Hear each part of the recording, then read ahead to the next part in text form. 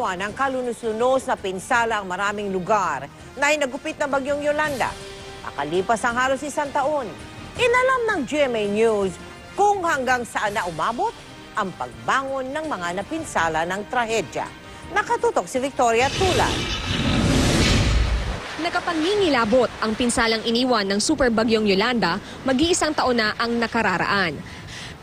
Gaya ng napakaraming bahay, gusali at simbahan, halos hubdan ang Daniel Romualdez Airport sa Tacloban City. Ilang araw itong hindi nagamit para sa commercial flight at tanging mga C-130 lang ang nakalalapag. Wala ring katapusan ang pila ng mga residenteng gusto ng talikuran ang bangungot.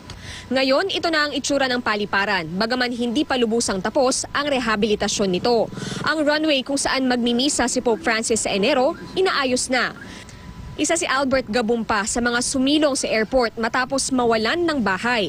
2 araw siyang natulog sa damuhan kasama ang buntis na asawa at 6 na anak. Walang matulugan, walang makainan, walang tubig. Hindi ko alam kung anong gagawin ko nun. Kaya ito,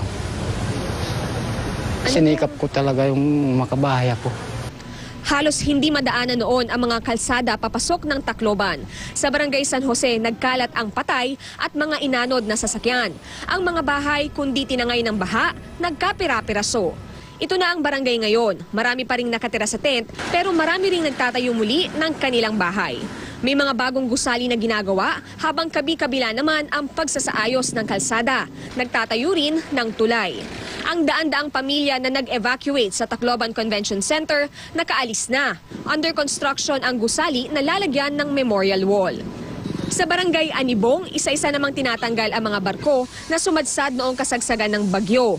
Pumipi sa ilang bahay at dumagan sa mga residente. Dito ko nakilala ang magkakaibigan na sina Mary Ann, Winnie Jean at Maureen. Kahit nawalan ng mga gamit sa eskwela, pipilitin daw nilang makatapos. Gusto ko kasi makatulong sa mga.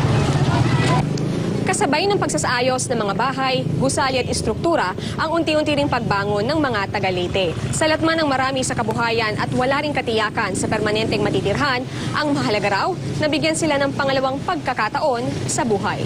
Mga alaala, nandiyan pa rin yan. Hindi man maiwasan magkatrauma ka.